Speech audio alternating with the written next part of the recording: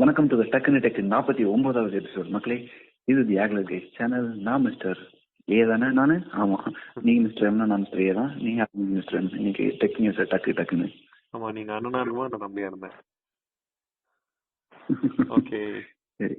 First news என்னன்னா, scientist எல்லாம் living robot first டைமா ஒரு லிவிங் ரோபோட்டை ரெடி பண்ணிட்டாங்க அப்படின்ட்டு டாபிக் போட்டிருந்தாங்க. என்னது லிவிங் ரோபோட்டா அப்படின்ட்டு நானும் உள்ள போய் பார்த்தா அது பேர் வந்து xenobots அப்படின்ட்டு பேர் வச்சிருக்காங்க. ஓகேவா? ஓகே. அது என்னன்னா, ஃப்ராகோட ஸ்டெம் செல்ல இருந்து ஒரு லிவிங் திங் வந்து இவங்களே கிரியேட் பண்ணிருக்காங்க. ப்ரோக்ராம் பண்ணி கிரியேட் பண்ணனால அதை ரோபோட்ன்ட்டு சொல்றாங்க. நானும் ரோபோட்னா மெஷின் நினைச்சேன். பட் ஆனா இது வந்து அந்த ஸ்டெம் செல்ஸ் வந்து உருவாக்குனா இதுவும் ஒரு லிவிங் ஆர்கனிசம். ஓகேவா? Okay okay. இது என்னன்னா, இப்ப நம்ம நிறைய பார்த்திருப்போம்ல. இப்போ நம்ம உடம்புக்குள்ள ஏதாவது ஒன்று அனுப்பி நானோ பாட்ஸ் மாதிரி அனுப்பி இந்த செல்ஸ் கொள்றது அந்த மாதிரி எல்லாம் பண்ணலாம். நம்ம சைஃபை மூவிஸ்ல பாக்குற மாதிரி இதை வச்சு பண்ண முடியும் அப்படின்னு சொல்றாங்க.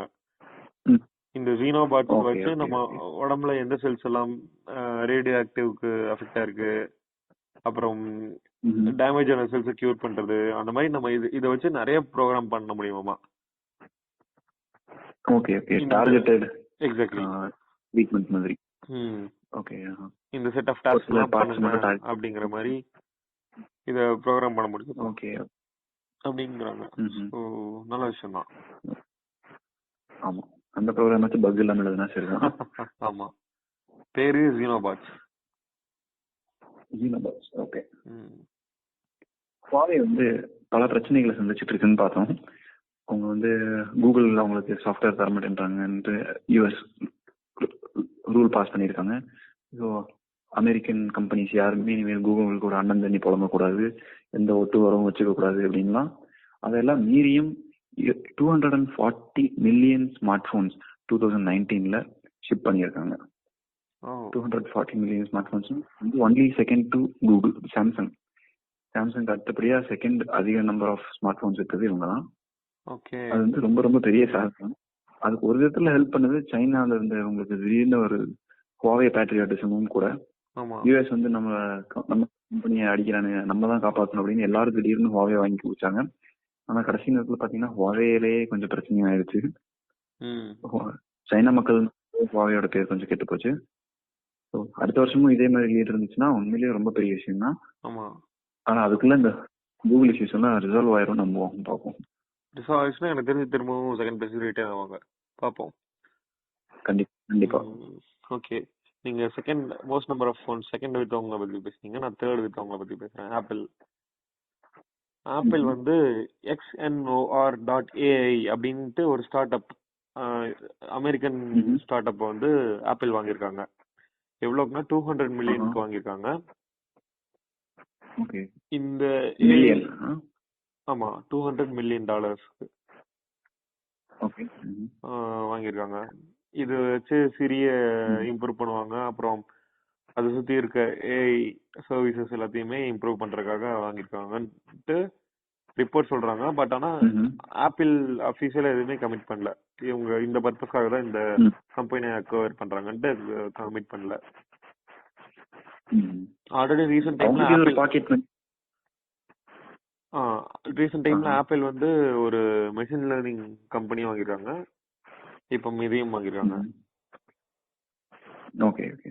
அதான் அவங்களுக்கு 200 மில்லியன்ங்கிறது ஒரு பாக்கெட் மணி. கண்டிப்பா ஸ்டார்ட் அப் வாங்குறதுன்றது போகும்போது ஸ்நாக்ஸ் வாங்குற மாதிரி தான் உங்களுக்கு ஸ்டார்ட் அப் வாங்குறதெல்லாம். ஆமா. ஓகே. ஐபோன் இப்ப நீங்க ஆப்பிள் வச்சுருந்தீங்களா, அதனால நான் சொல்றேன். அப்படி நீங்க சொல்லனாலே இதான் சொல்லியிருப்பேன். ஐபோன் வந்து பாத்தீங்கன்னா எவ்வளவு செக்யூர் அப்படின்றது வந்து கூகுளே இப்போ திரும்ப ப்ரூவ் பண்ணியிருக்காங்க. எப்படின்னா நமக்கு 2 ஃபேக்டர் ஆத்தென்டிகேஷன் பத்தி தெரியும். என்னன்னா நம்ம ஃபர்ஸ்ட் ஒரு வெப்சைட்ல போய் யூசர் நேம் பாஸ்வேர்ட் போட்டதுக்கு அப்புறமும் கூட யூசர் நேம் பாஸ்வேர்ட்லாம் போட்டு இருந்தாலும் இது நீதானா நான் மறுபடியும் ஒரு கன்ஃபார்ம் பண்றேன் அப்படின்ற மாதிரி நமக்கு 1 டைம் பாஸ்வேர்டு இதெல்லாம் வருது இல்லையா, அதெல்லாம் கூட இந்த 2 ஃபேக்டர் ஆத்தென்டிகேஷனோட ஒரு வகை தான். 2 ஃபேக்டர் ஆத்தென்டிகேஷன் ஒன்றும் இல்லை, 2 விதமா லாகின் பண்றது, 2 விதமா நம்ம தான் ப்ரூவ் பண்றது. அதுல எப்போதுமே பாத்தீங்கன்னா ஃபர்ஸ்ட் ஸ்டெப் வந்து யூஸ்வலா பாஸ்வேர்டு என்டர் பண்றதா இருக்கும். செகண்ட் ஸ்டெப் வந்து ஒன்று நம்ம ஃபோனுக்கு ஒரு 1 டைம் பாஸ்வேர்டு வரதா இருக்கட்டும், இல்ல நம்ம போன்ல அதுக்கு ஆத்தென்டிகேட்டர் ஆப் சில பேர் வச்சிருப்பாங்க. அந்த ஆப்ல இருக்கிற பின் நம்பர் எடுத்து நம்ம என்டர் பண்ணாதான் உள்ள போகுன்ற மாதிரி ஆகட்டும். இந்த மாதிரி 2 லெவல் ஆஃப் செக்யூரிட்டி வைக்கிறது தான் 2 ஃபேக்டர் ஆத்தென்டிகேஷன் சொல்லுவாங்க. இப்போ கூகுள் ஆப்ஸ் எல்லாத்துக்குமே பாத்தீங்கன்னா ஐபோனை வந்து இந்த மாதிரி 2 ஃபேக்டர் ஆத்தென்டிகேஷன் செக்யூரிட்டி கீயா யூஸ் பண்ணிக்கலாம் அப்படின்ற மாதிரி ஒரு ஃபீச்சர் வந்து கூகுளே அனௌன்ஸ் பண்ணியிருக்காங்க. இது எப்படின்னா ஐபோன்ல வந்து இந்த ஃபேஸ் ஐடி அப்புறம் இந்த டச் ஐடி இது எல்லாத்துக்குமே வந்து பாத்தீங்கன்னா அந்த பயோமெட்ரிக் டீடைல் இருக்கு இல்லையா. ஃபேஸ் ஐடினா உங்க ஃபேஸ் எப்படி இருக்குன்ற டீடைல், அப்புறம் டச் ஐடினா உங்க ஃபிங்கர் பிரிண்ட் எல்லாம் எப்படி இருக்கு அப்படின்ற டீடைல்.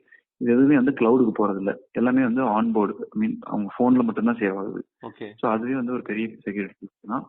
ஏன்னா கிளவுட்ல இருந்துச்சுன்னா ஏதாவது சர்வர் இந்த மாதிரி ஆட்டை போட்டு அத்தனை டீட்டெயிலுமே ஆட்டை போட்டாங்கன்னா சொல்லி முடிஞ்சிடும். அதனால எந்த சர்வருக்கு அனுப்பாம அவங்க போன்லயே வச்சுக்கிற மாதிரி இருக்குது நல்ல ஃபீச்சர். அதுக்கு ஹெல்ப் பண்றதுக்கு வந்து பாத்தீங்கன்னா ஒரு ஒரு என்ன சொல்றது என்கிரிப்ஷன் அல்காரிதம் பிளஸ் ஒரு சிப், இது ரெண்டுமே சேர்ந்து கம்பைன் பண்ணி தான் ஒர்க் ஆகுது ஐபோன்ஸ்ல. ஸோ அதே சிப் அண்ட் அந்த என்கிரிப்ஷன் அல்காரிதம் வந்து அவங்க கிட்ட கூகுள் லைசன்ஸ் பண்ணி இந்த கூகுள் ஆப்ஸுக்கும் வந்து நீங்க இதை 2 ஃபேக்டர் ஆத்தென்டிகேஷனுக்கும் இதை யூஸ் பண்ணிக்கணும் அப்படின்னு சொல்லி வாங்கியிருக்காங்க. ஸோ இது இப்போ என்ன ஆக போகுதுன்னா ஐபோன்ல நீங்க ஒன்ஸ் ரெஜிஸ்டர் பண்ணி வச்சிட்டீங்கன்னா நீங்க சிஸ்டம்லயா இருக்கட்டும் இல்ல எதுலயா இருக்கட்டும், நீங்க கூகுள் ஆப் ஏதாவது ஓபன் பண்றீங்க அப்படின்னா ஃபர்ஸ்ட் நீங்க பாஸ்வேர்ட் என்டர் பண்ணுவீங்க. அதுக்கப்புறம் உங்க ஐபோன் இல்ல ஐபேட் வந்து உங்க கம்ப்யூட்டர் பக்கத்துல கொண்டு போனீங்கன்னாவே போதும், 2 ஃபேக்டர் ஆத்தென்டிகேஷன் அது எனேபிள் பண்ணி அப்ரூவ் பண்ணி லாகின் பண்ணிக்கும். இதுக்கு வந்து உங்க போன்லயும் சரி கம்ப்யூட்டர்லயும் சரி ப்ளூடூத்தும் எனேபிள் ஆயிருக்கணும். ஸோ இது சப்போர்ட் பண்ற சாஃப்ட்வேர்ஸும் ஆல்ரெடி இன்ஸ்டால் பண்ணியிருக்கணும். ஸோ இதெல்லாம் பண்ணிட்டா அதுக்கப்புறம் ஃபோன் உங்க ஐபோன் பக்கத்துல இருந்துச்சுனாவே போதும், அது வந்து 2 ஃபேக்டர் ஆத்தென்டிகேஷனோட ஒரு கீயா அதை யூஸ் பண்ணிக்கும். சூப்பர். ஸோ இது வந்து ஒன்றும் இல்லை, கூகுள் மறுபடியும் ஐபோன் எவ்வளோ செக்யூர்னு மக்களுக்கு காட்டுறாங்க, அவ்வளோதான். ஓகே. PewDiePie இருக்காருல்ல, நமக்கு கொஞ்ச நாள் முன்னாடி நியூஸ் பார்த்தோம், அவர் வந்து காலவரையற்ற லீவுக்கு போறாரு அப்படின்ட்டு. அதை வந்து அவர் கடைசி வீடியோவும் அப்லோட் பண்ணிட்டு லீவுக்கு போயிட்டாராம். உலகத்துக்கு இவ்வளவு பெரிய இழப்பு வந்துருச்சு. இவரோட இழப்பை எப்படி பண்ண போகுதுன்னு தெரியல, எப்படி கடந்து போக போறோம்னு தெரியல.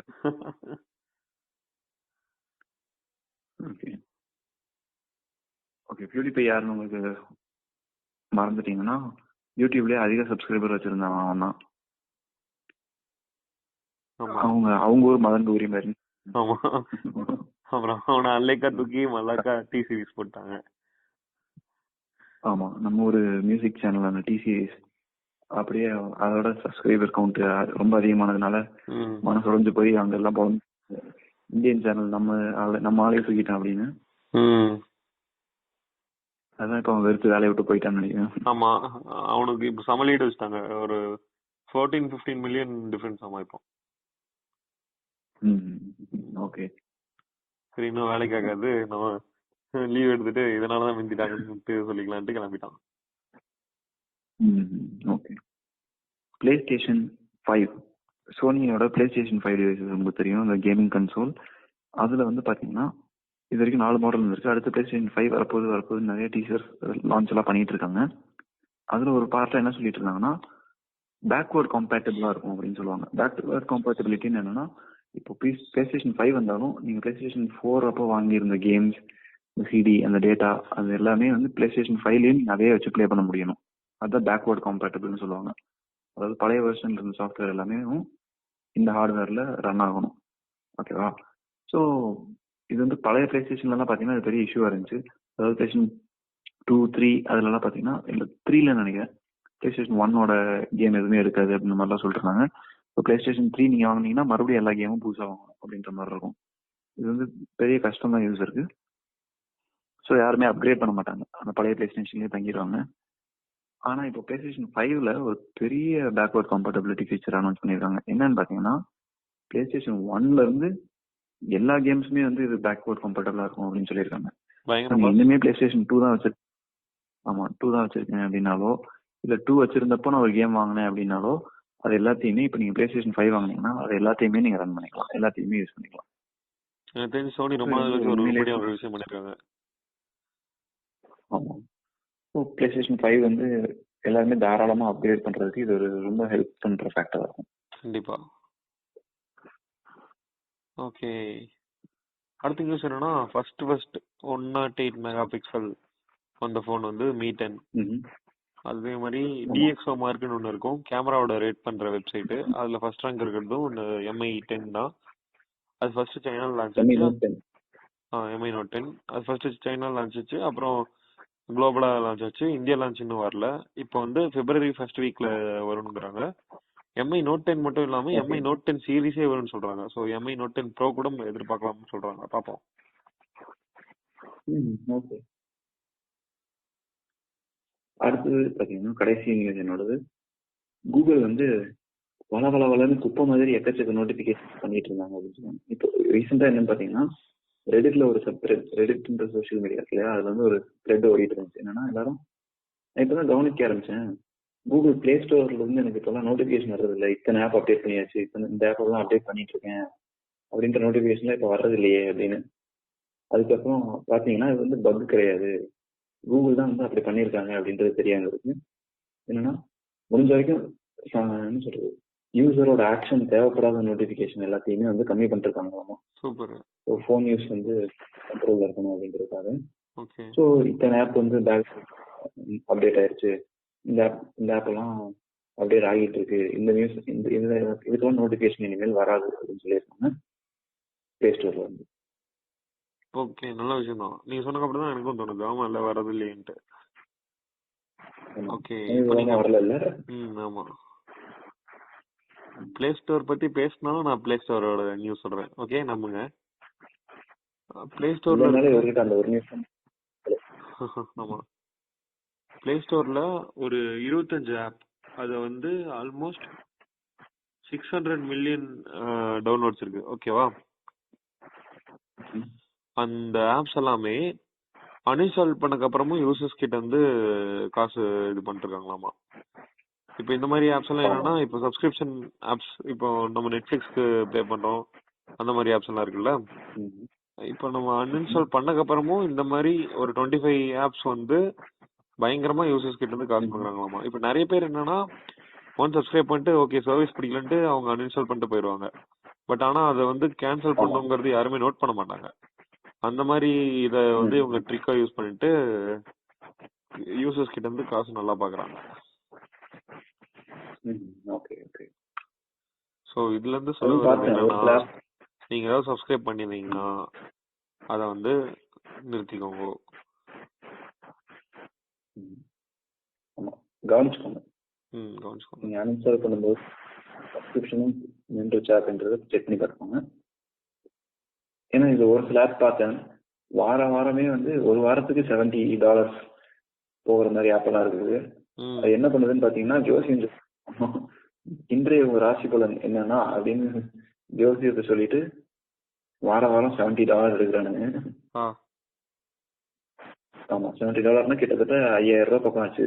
ஆமா, வாரம். ஓகே, நீங்க அந்த மாதிரி ஆப்ஸ் ஏதாவது வச்சிருந்தீங்கன்னா அவ்வளவுதான். ஓகே, இது நிறைவடைந்தது. நாளை கண்டிப்பா சந்திப்போம். நன்றி, வணக்கம். ஓகே, சீக்கிரம் பார்ப்போம்.